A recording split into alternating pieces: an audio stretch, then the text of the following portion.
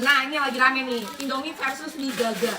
Karena gue ketemunya yang jalapeno varian pedesnya, jadi gue pairing dengan Indomie hype abis ayam geprek.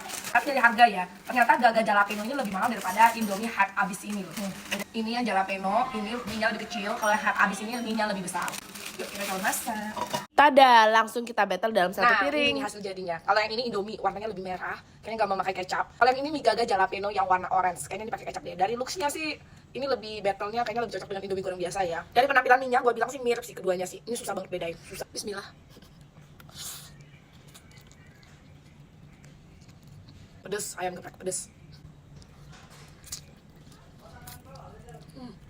Enak sih dia, pedes, kenyal. Pedes kenyalnya itu loh yang bikin enak ya. Yang Indomie goreng dibikin pedes banget tuh nggak ada, cuma mie gaga doang yang ada nih.